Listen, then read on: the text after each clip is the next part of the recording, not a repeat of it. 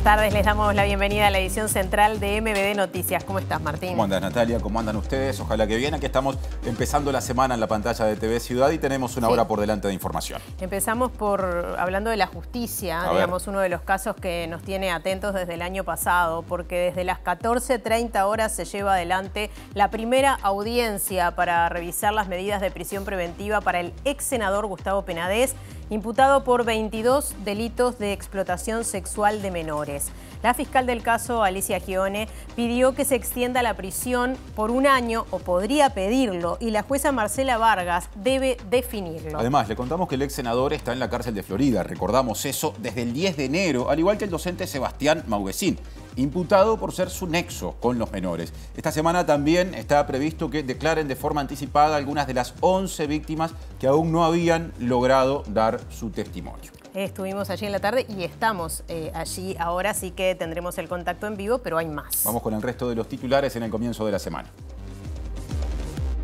Un policía asesinó a sus 2 hijos menores de edad en Rivera, hirió a su expareja y luego se suicidó. Son los primeros casos de violencia vicaria del año. En 2022 hubo 8 infanticidios. El Sindicato Único de Policías de Uruguay solicitó al Ministerio del Interior una reunión bipartita para abordar la problemática de la salud mental. La Comisión de Derechos Humanos y Equidad de Género del Senado aprobó el proyecto de ley de paridad en la representación política, que ahora será analizado por el plenario de la Cámara Alta. La Federación Nacional de Municipales respaldó a su presidenta Valeria Ripoll, quien recientemente fue expulsada de ADIOM Montevideo. Desde la aprobación de la ley de urgente consideración, el gobierno desactivó 163 ocupaciones realizadas por sindicatos, en su gran mayoría en el sector público, según dice un informe del Ministerio de Trabajo y Seguridad Social. El PIT-CNT y el Instituto Cuesta Duarte lanzaron un programa para capacitar a 1.500 personas del sector industrial. El gobierno mexicano llevará el caso de la violación de su embajada en Ecuador a la Corte Penal Internacional, mientras que el ex vicepresidente ecuatoriano Jorge Glass habría sido internado tras haber ingerido medicamentos en exceso. El Organismo Internacional de Energía Atómica advirtió la posibilidad de un accidente catastrófico en una central nuclear ucraniana ocupada por tropas rusas.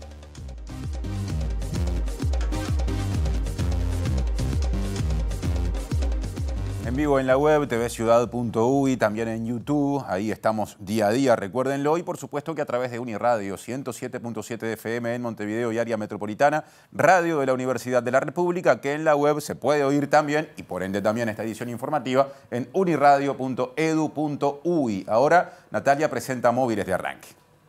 Sí, Martín, y vamos de inmediato al contacto con nuestro compañero Martín Duarte, que nos va a desarrollar el tema de portada, lo que se está viviendo en el juzgado en esta nueva instancia del caso Penades. A ver, adelante, Martín. Gracias, Natalia, Martín, un saludo para ustedes.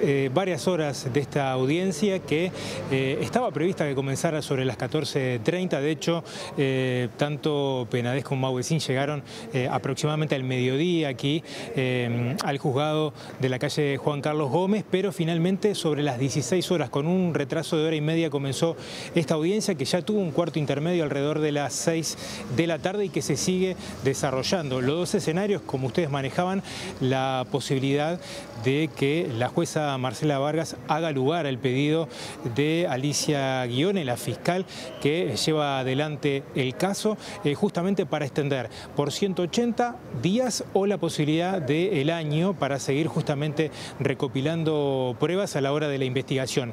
La contrapartida es la propuesta que está planteando la defensa, tanto de Penades como Mauguecín, que es que cumplan los imputados este periodo de investigación, pero con prisión domiciliaria. Son los escenarios que se manejan. En un ratito venimos con novedades aquí en vivo de lo que ocurra.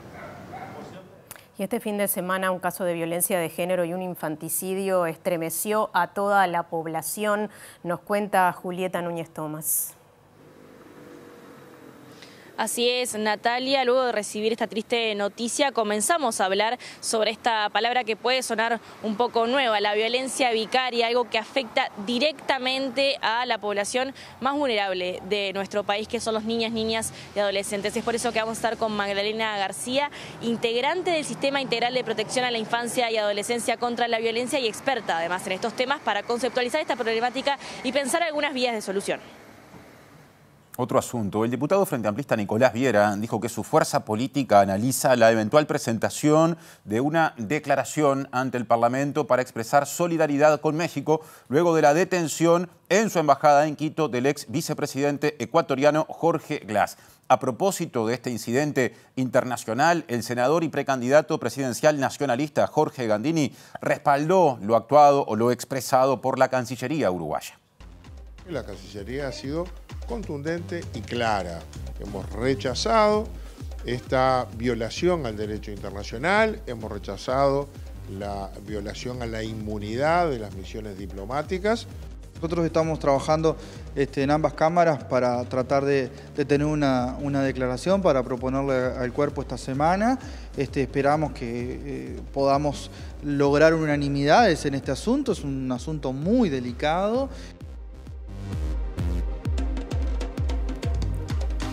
Vamos al desarrollo de la información, a nuestro tema de portada, porque se está cumpliendo a esta hora la primera audiencia para definir si se extiende la prisión preventiva para el ex senador Gustavo Penades, acusado de 22 delitos de explotación sexual a menores, y para el docente Sebastián Mauvecín. Como explicamos antes, la fiscal Guione pide la extensión, la jueza Vargas es la que evalúa y debe resolver resolución o respuesta que se daría hoy. Penades está preso en la cárcel de Florida desde el 10 de enero. El docente Sebastián Mauvecín, formalizado por ser su nexo con los menores, también cumple la medida cautelar desde esa fecha en la unidad 17 de Campanero. En la audiencia, la fiscal del caso, Alicia Gione, busca prorrogar la prisión preventiva por otros 180 días hasta que venza el plazo para presentar la acusación contra los imputados, aunque según la diaria, podría pedir la prórroga por otro año. La jueza Marcela Vargas evaluará los argumentos de la fiscal para extender las medidas cautelares para ambos. La defensa de Penades pedirá prisión domiciliaria para el ex legislador, pero Fiscalía se opondrá a cualquier medida alternativa a la prisión preventiva, en el entendido de que la investigación puede ponerse en riesgo, teniendo en cuenta los intentos de identificación de las víctimas por parte de un grupo parapolicial que respondía al ex senador. El miércoles habrá 2 audiencias de declaración anticipada, con una de las víctimas que formaba parte de la denuncia pero aún no había declarado, y una nueva víctima del caso, por lo que la imputación contra el legislador podría ampliarse. Esta semana también podría sumarse alguna declaración de víctimas que aún no dieron su testimonio. Penades fue imputado por 11 delitos de retribución a la explotación sexual de menores de edad, 4 delitos de abuso sexual especialmente agravados, 3 delitos de abuso sexual agravados, violación, desacato, corrupción de menores y atentado violento al pudor, mientras que el profesor Mauvecín fue imputado por 7 delitos de contribución a la explotación sexual de menores en régimen de reiteración real. Presenta Antel, socio de tu negocio. Ahora reaparece Julieta Núñez Tomás para desarrollar el tema también preocupante que expresó, que presentó hace instantes nada más desde uno de los móviles de hoy. Adelante, Julieta.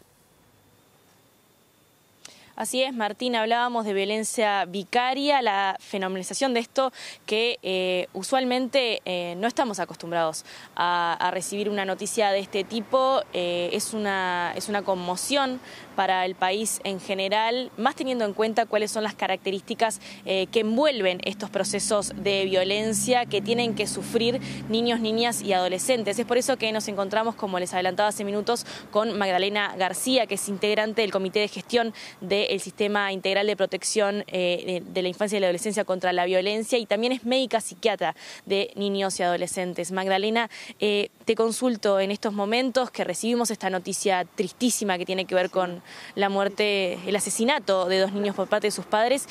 ¿Cómo se caracteriza la violencia vicaria? ¿Por qué hablamos de ese fenómeno en particular?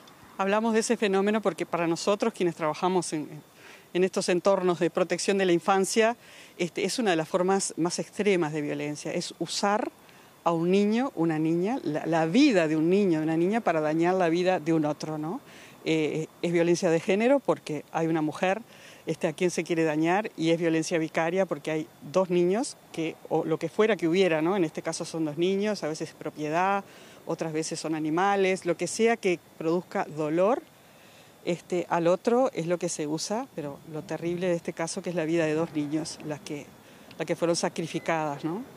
Estos procesos me imagino que tienen que ver, hablabas de la violencia de género, tienen que ver mucho con los procesos de violencia asociados a la violencia intrafamiliar, ¿verdad? ¿Cuáles son las herramientas con las que se puede servir para intentar disminuir estos tipos de violencia que impactan, a veces no con la muerte, pero incluso con el daño a niños y niñas y adolescentes?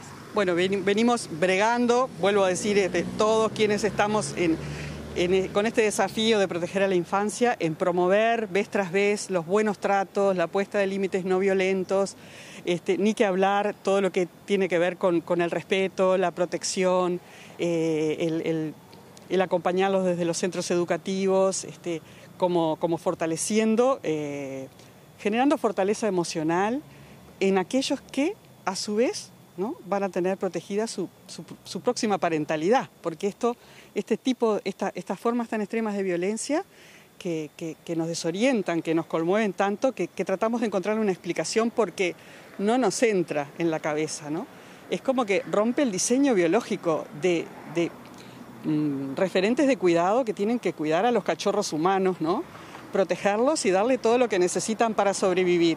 A veces hay detrás de estos puntos visibles, ¿no?, extremos, como en el caso de la muerte de estos dos niños, como en el caso de la muerte del niño de 2 años hace no tanto, en otras circunstancias. Bueno, nos ponen en cuestionamiento qué pasó con la crianza de quienes dispararon el gatillo, ¿no? ¿Cómo se llega a eso? ¿Qué hay detrás? ¿Cuántas generaciones hay detrás de, como decía Drexler, se da lo que se recibe, ¿no?, que no recibieron buenos tratos y que generaron en otros malos tratos hasta este extremo, ¿no? Pero creo que promover el buen trato es el camino, ¿no? ¿Y qué herramientas hay de identificación de estas situaciones? ¿Qué elementos podemos identificar previamente para identificar esto? Y no te hablo únicamente de herramientas que puedan ser estatales, sino también sociales, ¿no? ¿Qué herramientas tenemos también como vecinos, como vecinas, como familiares para intentar atacar esto antes de que suceda? Son las que más nos interesa desarrollar, porque los niños y niñas son responsabilidad de la comunidad donde viven, ¿no? Como vecinos, como abuelas, como tías, como docentes, como educadores, tenemos un rol fundamental en la protección. Estar atento, a veces, no tanto a los datos de negligencia, en situaciones de vulnerabilidad social, bueno, nosotros decimos que la violencia es un fenómeno estructural, ¿no?, que cuando lo que vemos, debajo hay otro montón de violencias que están siendo ejercidas, ¿no? Estar atentos no solamente a las señales de descuido, que son las que más vemos, sino al revés. A veces los extremos cuidados o la apariencia de ese vecino incuestionable que no podemos considerar de manera alguna que sea violento y mucho menos violentador de su pareja y de sus niños. Bueno, estar atentos a los fenómenos que observamos, ¿no? Tengo presente justamente en el día de hoy cuántas veces vemos a madres disculparse vez tras vez, perdón, disculpe, no quise interrumpir, y uno piensa, ¿qué pasa acá? Que hay que pedir tanta disculpa, y uno sospecha, ¿acá? ¿Por qué esta sensación de culpa permanente? ¿Qué hay detrás de esta situación? ¿Cómo están estos niños? ¿Cómo se comportan? ¿Cómo miran cuando hablan, ¿no? A veces los niños te están hablando y miran, ¿estaré diciendo bien? Basta, ¿está aprobado lo que estoy diciendo? Pequeños signos de intimidación o de aspecto como asustadizo, digamos, ¿no? Pero no, a veces no hay signos, esa es la verdad. Muchas veces no hay signos visibles porque seguramente esto genera como mucha culpa entre los que rodean a este grupo humano, diciendo cómo no vi, cómo no me di cuenta, cómo no pude anticipar. A veces no. Son mecanismos muy internos que se ponen en evidencia en el momento y no antes, ¿no? Pero sobre todo estar atentos a desarrollar, como dije, fortaleza emocional en niños y niñas, ser referentes de confianza, mostrarnos disponibles a escuchar, a saber que pueden contar con nosotros, ¿no? ¿Cómo se trabaja a la interna del CIPIAB estos temas? ¿Cómo se abordan esta situación particular? Bueno, desde CIPIAB, no sé si todos están al tanto, es un sistema integral de protección de la infancia y la adolescencia contra la violencia. En el 2019 se regularizó, se formalizó su integración, integrado por varios ministerios, Ministerio de Salud, Ministerio del Interior, Ministerio de Desarrollo Social, por supuesto INAU, que es quien está detrás de la organización, ANEP, los prestadores de salud como ACE, representantes de la comunidad que tienen el desafío y la responsabilidad de consensuar normativa para que sea llevada adelante la protección. Al ser consensuada, es Fiscalía General de la Nación, con el respaldo de UNICEF también, todos tenemos que coincidir, no es fácil, pero después que se establecen y se escriben esos documentos hay que cumplirlos, cosa que no siempre sucede, ¿no?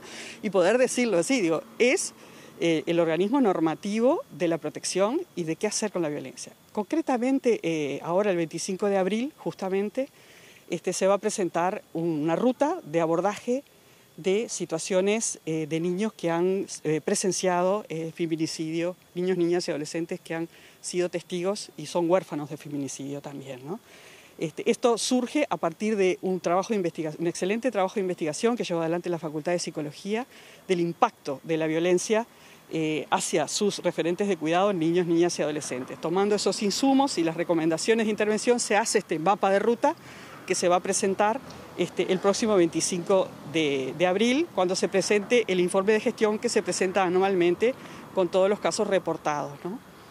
Eso es uno, el que vamos a tener en breve, ¿no? Pero se han hecho distintas herramientas, el acceso que faciliten el acceso a la justicia de niños y niñas, la intervención en situaciones de violencia hacia niños menores de 3 años, que es un excelente material, todo eso está en la página de CIPIAD, que está dentro de INAU, y es accesible a todos los agentes comunitarios que quieran informarse, leer, preguntarse, acercarse. Digo, me parece que ese es un rol importantísimo también que tiene el dispositivo, ¿no? Que tiene CIPIAD.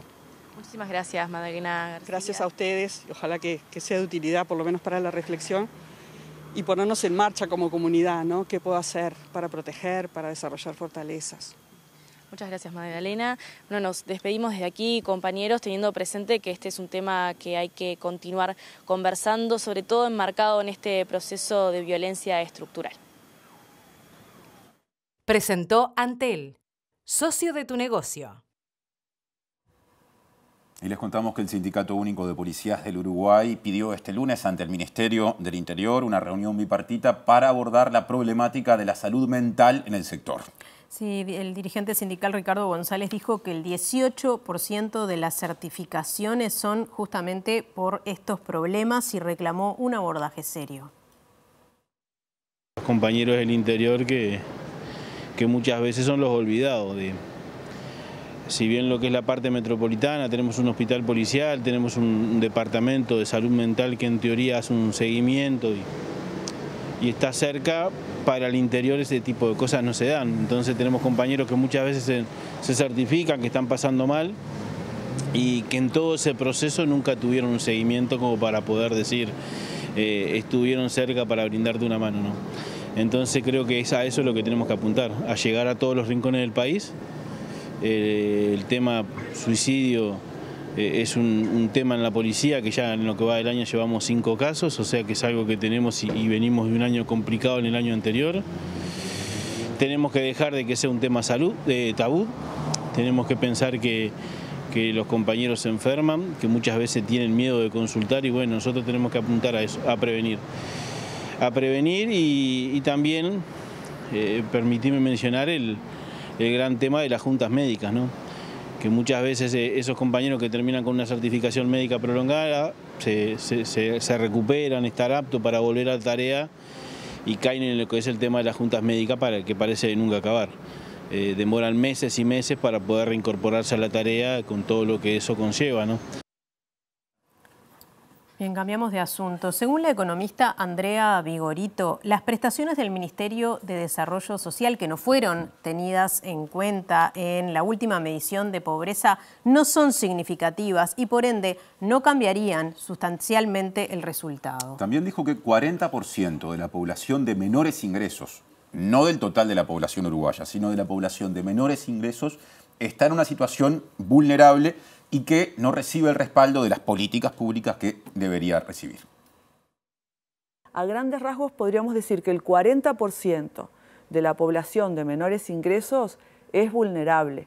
No quiere decir que, como vimos en la crisis, que toda esta población se ve afectada cuando hay un shock de ingresos, pero es una población que tiene ingresos más inestables, condiciones de vida que la hacen proclive a caer, a que sus ingresos se reduzcan sustancialmente cuando las condiciones económicas no son tan buenas. O sea que las políticas por lo pronto deberían mínimamente apuntar a ese sector y no solamente a quienes están bajo la línea de pobreza. Vigorito dijo que las principales prestaciones sociales están incluidas en el índice de pobreza del Instituto Nacional de Estadísticas, pese a que el exministro de Desarrollo Social Martín Lema dijo que hay prestaciones nuevas que no están contempladas en ingresos y que mejoran la calidad de diferentes hogares. Todo lo salarial y de remuneraciones laborales. Un conjunto de prestaciones que son las más importantes. El INE incluye la cobertura de salud, si es por FONASA, etcétera, incluye todos los beneficios por comedores escolares, canastas, etcétera, incluye las asignaciones familiares, la tarjeta Uruguay Social, el valor locativo de la vivienda. Entonces, prestaciones más pequeñas dudo que tengan un efecto significativo sobre estos valores y esta tendencia con la que estamos trabajando. Otro asunto. Desde la aprobación de la Ley de Urgente Consideración, el gobierno desactivó 163 ocupaciones de ámbitos laborales promovidas por sindicatos, en su gran mayoría del sector público. Un informe del Ministerio de Trabajo y Seguridad Social establece que solo 34 fueron en el ámbito privado y que 99% de las ocupaciones fueron desactivadas pacíficamente.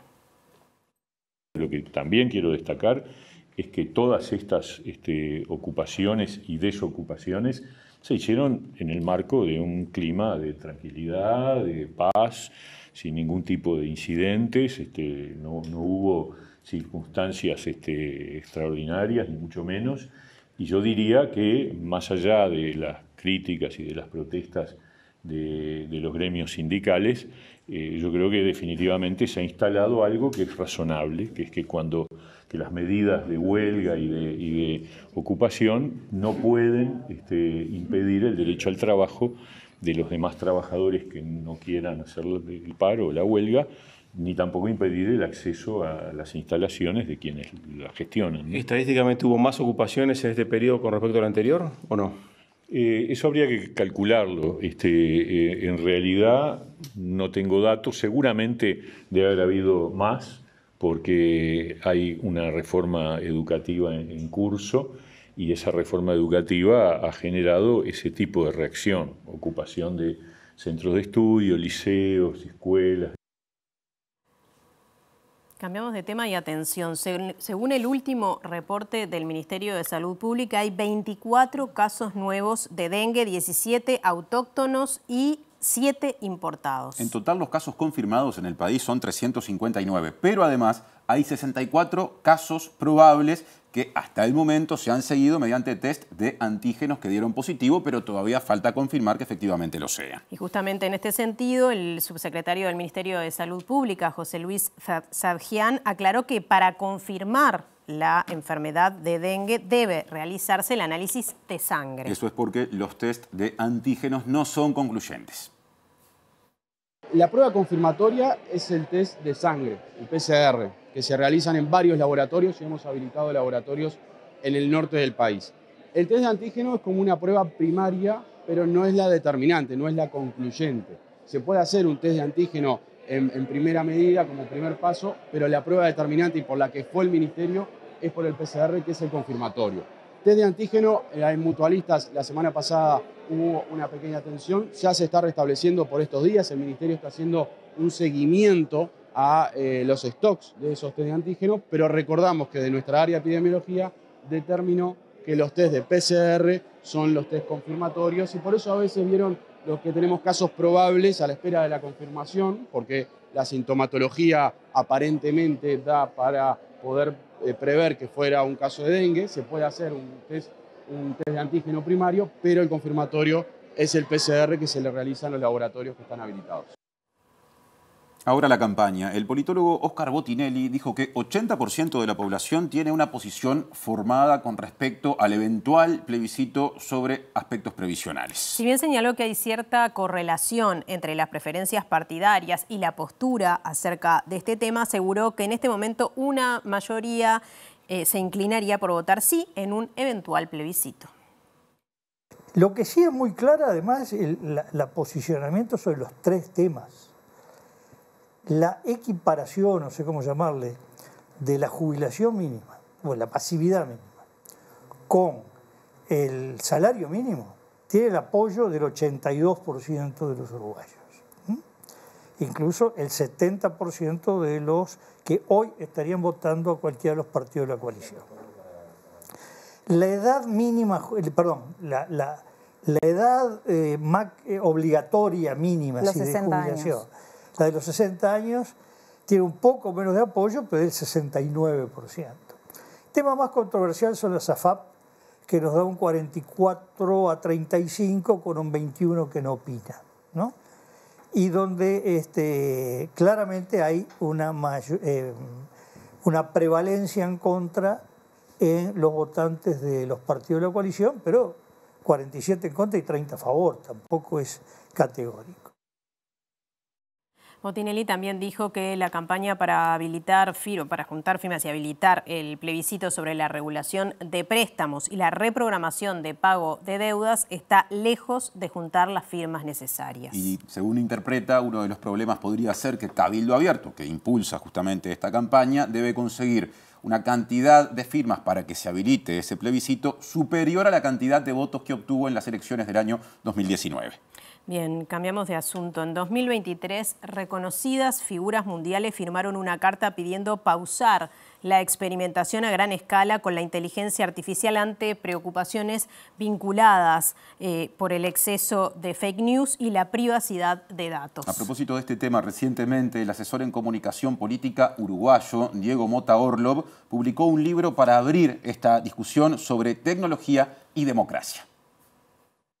La inteligencia artificial impacta mucho en todo el quehacer diario de la comunicación política y lo que tenemos que estar preparados es, hay toda una vertiente positiva de la cual le podemos sacar jugo, pero también una vertiente negativa y esa es la que debemos debatir y sobre todo hay muchas cuestiones éticas a las que hay que abordar. Entre ellas, las cuestiones éticas a atender son la utilización de datos no autorizados, la transparencia de los algoritmos que se puedan utilizar en la gestión pública para tomar decisiones y una más. También existe esto de los algoritmos que podemos ver en redes sociales que fomentan un poco el odio, porque de hecho están diseñados para buscar el lucro y su formato es que buscan mostrarme lo que más probablemente yo quiera ver. Entonces eso genera burbujas de información, que se llaman, y evita que personas que piensan distinto puedan dialogar. Cuando esas personas salen de esas burbujas ya están tan extremizadas en sus posturas que chocan, y eso genera polarización. Eso es lo que estamos viendo hoy en la política en todos los países del mundo, gran polarización entre las posturas políticas. Y una idea que yo propongo es por qué no realizamos algoritmos pro democracia, es decir, algoritmos que en vez de buscar el lucro, en vez de intentar mostrarme lo que yo más voy a querer consumir, sino que busquen generar democracias más sanas, intercambios más sanos. Otro asunto, ¿se extiende o no la prisión preventiva para Penades y para Mauvecín? Vamos al juzgado, a las puertas del juzgado, donde está Martín Duarte. Veremos si con respuesta o no. Adelante, Martín. Bueno, por ahora, Martín, no hay novedades de esta audiencia que, como decíamos hoy al inicio de MB Noticias, estaba planificada para las 14:30 su inicio. Finalmente se postergó, comenzó alrededor de las 16 horas, en un recorrido que tuvo presente a los imputados, en este caso tanto a Gustavo Penades como a Sebastián Mauvecín, llegando en horas del mediodía aquí a la sede del juzgado de Juan Carlos Gómez. Penades, que fue trasladado desde la prisión de Florida, y hoy manejábamos estos dos escenarios básicamente que hay y que seguramente en el correr de las horas se estarán definiendo.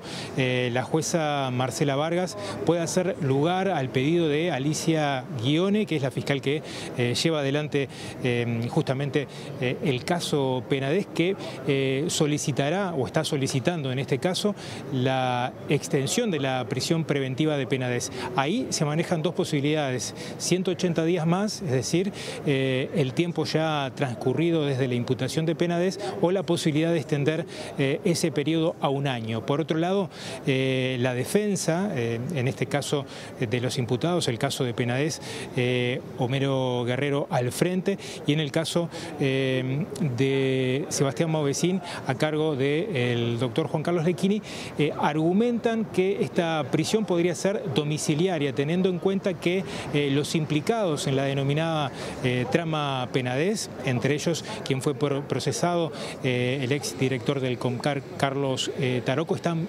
presos, ya fueron procesados y no estarían incidiendo justamente en la investigación. Ese es el argumento en el que se para la defensa justamente para hacer esta solicitud de prisión domiciliaria. Están presentes también en la audiencia, en este caso la abogada Soledad Suárez y también Williman, en este caso del estudio de la facultad, que argumentarán obviamente a favor del pedido de la fiscal Guione. Decíamos una extensa jornada que ya han transcurrido varias horas de esta audiencia y bueno, que estamos esperando de un momento a otro una resolución y también que las partes den sus declaraciones a la salida. Gracias, Martín y equipo. Cambiamos de tema. El senador y precandidato presidencial nacionalista Jorge Gandini respaldó la postura del Ministerio de Relaciones Exteriores uruguayo con respecto a la crisis diplomática desatada entre México y Ecuador debido al ingreso de tropas ecuatorianas a la Embajada de México ubicada en Quito para detener al ex vicepresidente de Ecuador, Jorge Glass. El gobierno uruguayo lamentó lo sucedido, lo que motivó críticas desde sectores oficialistas y opositores que consideran que el rechazo debió ser más contundente. La Cancillería ha sido contundente y clara. Hemos rechazado esta violación al derecho internacional, hemos rechazado la violación a la inmunidad de las misiones diplomáticas cuando las autoridades policiales de Ecuador ingresan a una sede diplomática que es considerada territorio del otro país. Esto pasó en Uruguay cuando las Fuerzas Armadas ingresaron a la Embajada de Venezuela en Uruguay para retirar a Elena Quinteros, que después desapareció, y Venezuela rompió relaciones con Uruguay. Es un caso similar. Similar es el caso en que Alan García se asiló en la Embajada uruguaya en Perú. Uruguay después analizó cuáles eran las condiciones en las que estaba requerido y como entendió que estaba requerido por delitos comunes, suspendió esa condición. Después vino el lamentable desenlace. Ecuador debió haber accionado por la vía diplomática y establecer que la persona que estaba allí con el régimen de asilo no estaba ajustada al derecho internacional. Y el Frente Amplio analiza impulsar una declaración en el Parlamento expresando solidaridad con el gobierno mexicano y apoyando el restablecimiento de las relaciones diplomáticas entre Ecuador y México. Y el diputado frente amplista Nicolás Viera es uno de quienes piensan que el gobierno uruguayo debió ser más enfático o contundente en el rechazo.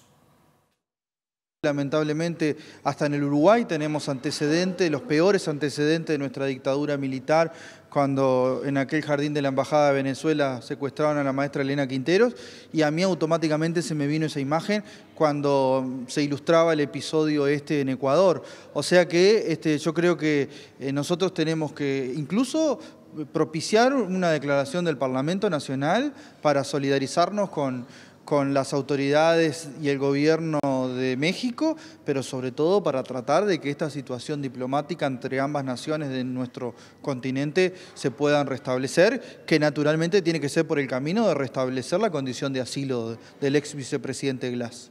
Y justamente en ese sentido, ¿prevén alguna acción parlamentaria a plantear? Sí, nosotros estamos trabajando en ambas cámaras para tratar de tener una declaración para proponerle al cuerpo esta semana.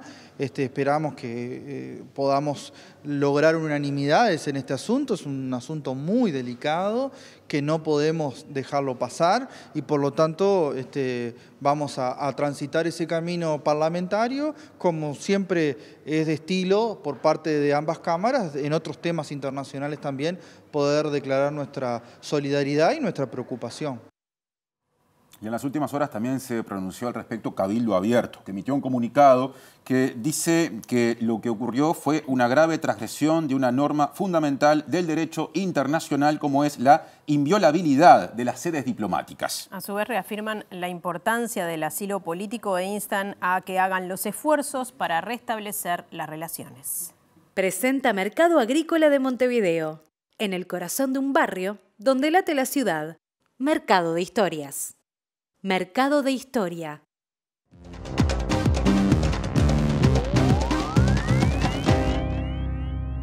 ¿Qué tal? Buenas noches. Abrimos el capítulo internacional y naturalmente que todo esto sigue teniendo repercusiones. De última hora la OEA va a analizar mañana, particularmente a pedido de Ecuador, las condiciones de asilo diplomático, mientras que el miércoles a pedido de Colombia y Bolivia va a tratar la cuestión del Tratado de Viena y la inviolabilidad de las sedes diplomáticas. Todo esto en medio de una retórica de un lado y del otro. El presidente López Obrador dijo que ni Pinochet se animó a esto. Mientras tanto, el presidente ecuatoriano Daniel Noboa dijo que la justicia está por encima de todo y en esas estamos. A todo esto, en un hecho que se considera muy grave, hoy fue hospitalizado Jorge Glass, el vicepresidente, ex vicepresidente ecuatoriano, que fue sacado de la embajada. Bueno, fue llevado desde la cárcel de alta seguridad de La Roca en Guayaquil hacia un hospital. En principio se habló de un coma autoinducido por el consumo de distintas sustancias. Después sus allegados dijeron que no está en coma autoinducido, pero sí responsabilizan al gobierno de Ecuador de cualquier cosa que le pueda ocurrir porque ya han denunciado que quieren matarlo. Por otro lado, el gobierno de México apeló a la Corte Penal Internacional por la violación de su sede diplomática en Quito. La canciller mexicana Alicia Bárcena anunció en conferencia de prensa que este lunes su país acudirá a la Corte Internacional de Justicia a presentar lo que calificó como un caso triste y afirmó que México lo presentará ante todos los foros multilaterales que corresponden para que realmente esto, primero que nada, se condene por toda la comunidad internacional. Nos sentimos francamente ultrajados porque fue violada la inmunidad de la embajada y del personal diplomático y además el ingreso fue con una gran violencia y sobre todo y por supuesto sin autorización, afirmó Bárcena. La Cancillería del gobierno mexicano agradeció la solidaridad de la comunidad internacional y señaló que al menos 18 países de América Latina y 10 países europeos han manifestado su respaldo, así como Estados Unidos y Canadá, agradeciendo también a organismos internacionales y múltiples congresistas por sus mensajes de respaldo ante lo que calificó como un hecho tan lamentable. Alicia Bárcena encabezó en las últimas horas una ceremonia por el regreso a México del equipo diplomático en Ecuador y sus familias, quienes mencionaron regresar con la frente en alto luego del asalto de la policía ecuatoriana a la sede diplomática para detener al ex vicepresidente Jorge Glass, que ameritó el rompimiento de relaciones diplomáticas entre ambos países.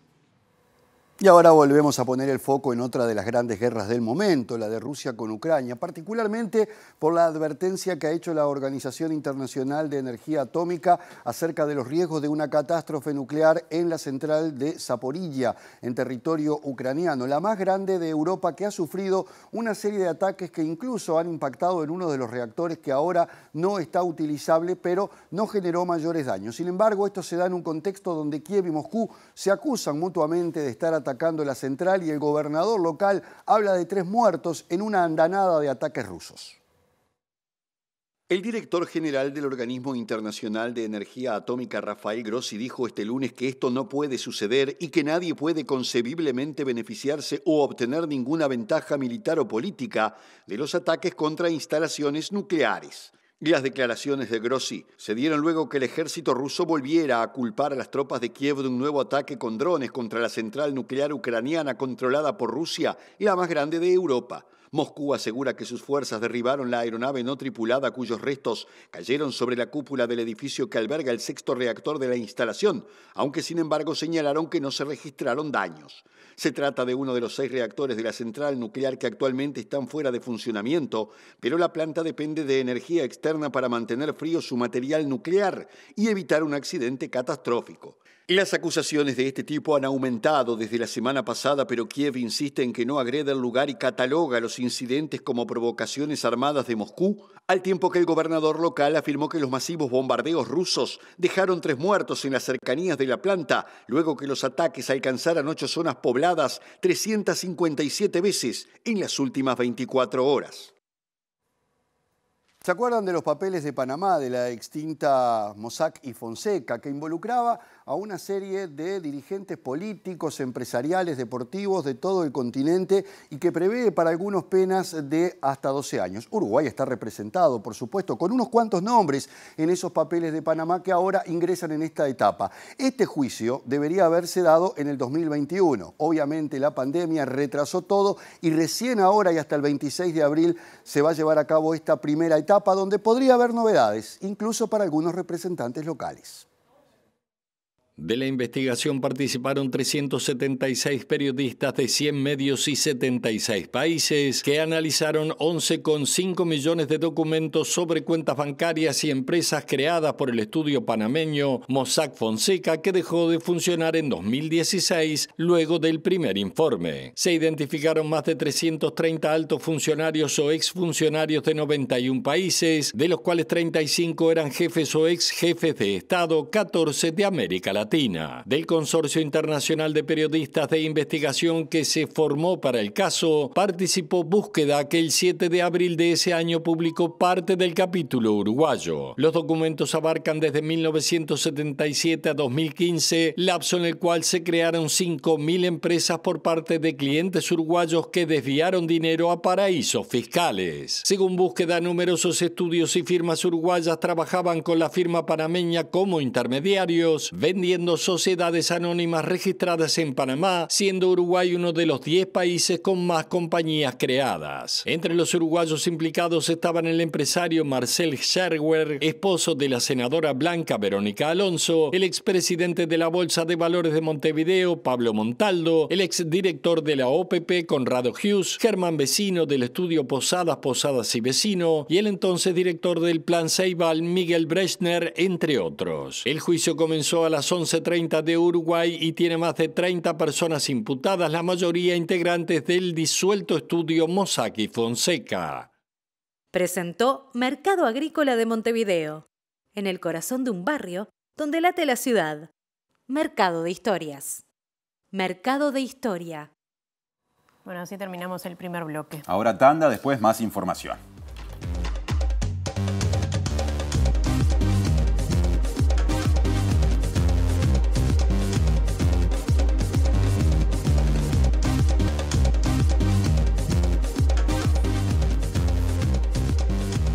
Es el segundo bloque de la edición central de MBD Noticias en TV Ciudad. Y nos vamos ya mismo al contacto con nuestra compañera Julieta Núñez Tomás. Adelante, Julieta, en el desarrollo de otro de los temas. Me encantaría que la gente, que los municipales le reclamen al sindicato que lo que está pasando en realidad tiene que ver con que se está violando el convenio colectivo, con que no le están pagando a los municipales el dinero que estaba pactado en el convenio colectivo, que era un aumento de salario, que no presupuestan a la gente, que corren las presupuestaciones, están trabajando para la Intendencia. Tenemos un sindicato que está silenciado y que trabaja para beneficiar a la administración. Gracias. Hoy con nuestro candidato una cantidad de encuentros para avanzar. Recién fueron palabras de Valeria Ripoll, sí, hoy dirigente del Partido Nacional, también presidenta de la Federación Uruguaya de Municipales, a la que estaban consultándole acerca de la reciente decisión de ADEON Montevideo de expulsarla del sindicato de Montevideo, de la capital.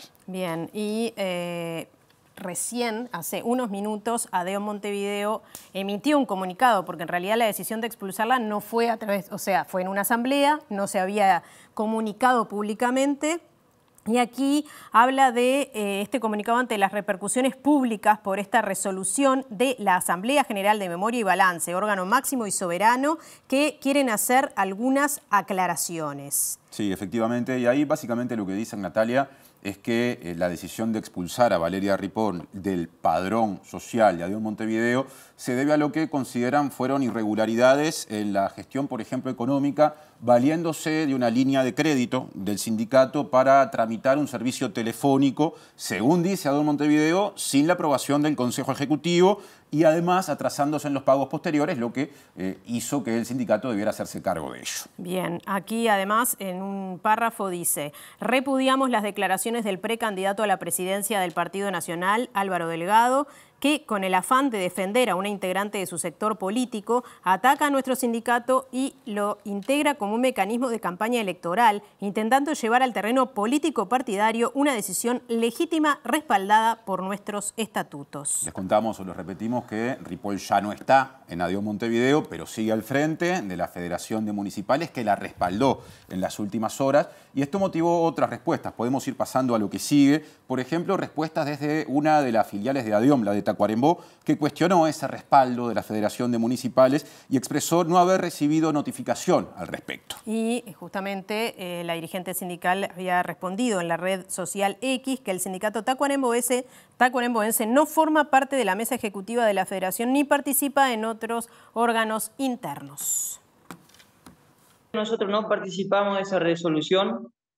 Nosotros hace 6 meses no estamos participando de la Federación. De un momento que nosotros hicimos una nota en contra de Valeria Ripoll, que no estábamos de acuerdo en algunas acciones de Valeria Ripoll. Tenemos grandes diferencias con la compañera y con la Federación misma. Como dice el compañero, no nuclea los 19 departamentos. Pese a que la Federación de Municipales defiende el funcionamiento económico, la filial de Tacuarembó resolvió no volcar los aportes de sindicalizados hasta que no haya una cuenta de la organización en lugar de una cuenta personal de un dirigente. Yo pienso que es una federación hoy en día trabajando a la par para el Partido Nacional, a la par para la misma Valeria Ripoll, que está nucleada en el partido de nuestro intendente, acá Wilson Izquierda. Entonces no era confiable, por eso no estamos participando. Aparte de eso, sumado a que se venía aportando los dineros a una persona física, a un hombre, una persona, y no a la federación. Nosotros hoy en día va para 6 meses que no estamos aportando, pero sí tenemos dinero guardado porque queremos aportar en la federación. Bueno, y cambiamos de asunto. La Comisión de Derechos Humanos y Equidad de Género del Senado aprobó el proyecto de ley de participación política paritaria que en breve será debatido en el plenario de esa Cámara. Hay una discusión abierta aún con respecto a si precisa mayoría, digamos, absoluta o mayoría especial. Eso para empezar. Y además, en este momento cuenta con el apoyo de la senadora que impulsa el proyecto, la nacionalista Gloria Rodríguez, la vicepresidenta Beatriz Argimón, la senadora colorada Carmen Sanguinetti y la totalidad de la bancada del Frente Amplio. La iniciativa plantea la presencia consecutiva y alternada de hombres y mujeres en las listas de candidatos a las cámaras, juntas departamentales, municipios y a la dirección de los partidos políticos. Las impulsoras del proyecto esperan que en el Pleno del Senado se cuente con los votos para aprobar la norma. Esperamos contar con el apoyo de todos, un país que se ha destacado por sus avances en los derechos de las mujeres y últimamente, lamentablemente, es una vergüenza, estamos prácticamente en el lugar 100. Uruguay, el Parlamento, no puede dejar pasar esta oportunidad de darle al Uruguay el lugar que históricamente hemos ocupado, que es el avance en la igualdad de derechos. Cuando hablamos de igualdad es cuando los grupos son iguales, están en igualdad de condiciones. Hoy legislamos desigual para las desiguales. Por eso contamos con leyes de acciones afirmativas. Otras opiniones al respecto de este tema. El senador nacionalista Gandini y el cabildante suplente Marcos Metol en la comisión votaron en contra del proyecto de ley de paridad. Consideran que la iniciativa es negativa y restringe la libertad de las personas electoras. Estoy a favor de la paridad y la participación de las mujeres en todos los ámbitos y en política más, pero en contra de establecer obligatoriamente la participación paritaria o por cupos o cuotas en listas de representación, en cargos de representación. La gente se tiene que hacer representar con absoluta libertad. No es correcto que la gente se haga representar por cuestiones corporativas o sectoriales, es decir, que las mujeres voten mujeres, que los de una raza voten a esa o los de una religión acompañen a quien la profesan. Nuestro partido, Cabildo Abierto, ha sido muy claro desde el inicio en cuanto a su rechazo a este proyecto de ley de paridad. Consideramos que no es conveniente este tipo de imposiciones, sino que lo mejor sí es promover la participación de la mujer a través de otros mecanismos, pero no de este proyecto de ley que consideramos que es inconstitucional, que es inadecuado, porque no se adecua a la situación del Uruguay, un país donde la participación de las mujeres afortunadamente es muy importante en política y en cargos de gobierno sumamente importantes. Otro asunto, el PIT-CNT y el Instituto Cuesta Duarte lanzaron un programa para capacitar a 1.500 personas del sector industrial. Se busca consolidar el empleo mejorando las capacidades de organización.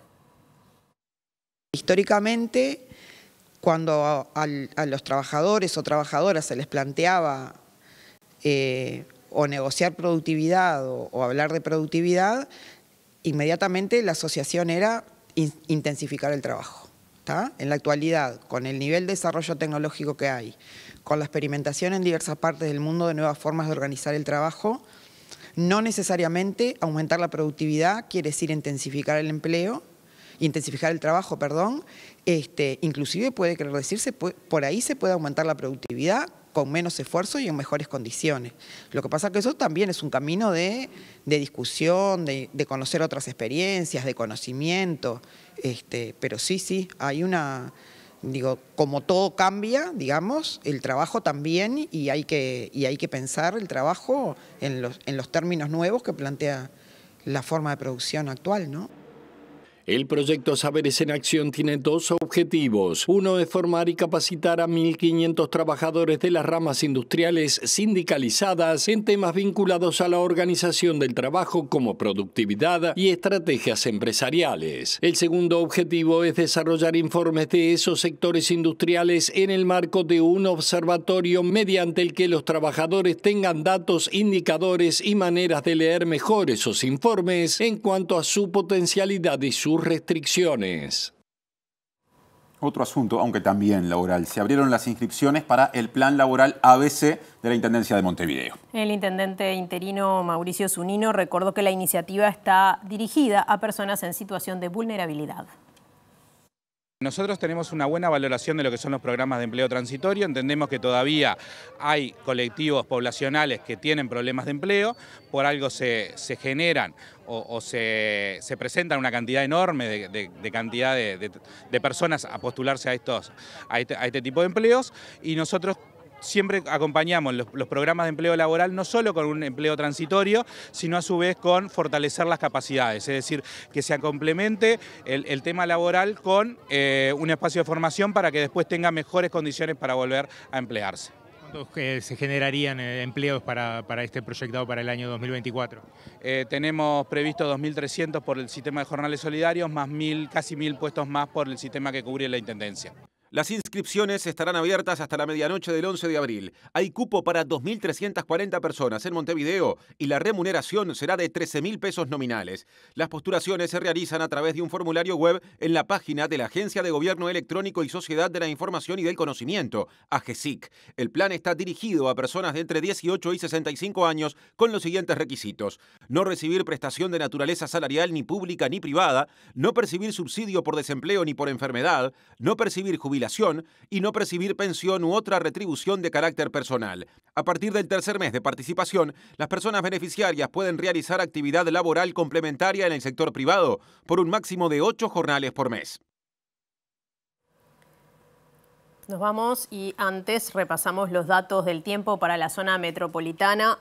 Vuelven las nubes, baja posibilidad de lluvias y se viene el frío. Claro, Inumet lo expresa de esa forma. Quizás llueva mañana, aunque no es lo más probable, pero no está descartado. Eso sí, cielo cubierto durante buena parte del martes 9 de abril en Montevideo y área metropolitana, con temperatura mínima pronosticada de 17 grados y máxima de 24. Y el miércoles 10 de abril, un día parecido, va a estar más nublado en la mañana, luego mejora. La mínima será de 15 y la máxima de 19. Atención. Así que de esa forma nos estamos despidiendo y ya les dejamos la invitación para que se queden porque empieza en un ratito Lado B. Y el reencuentro con la información será mañana a las 8, a las 13 y a las 18:55. Cumplidas todas las invitaciones, que pasen lindo. Hasta mañana.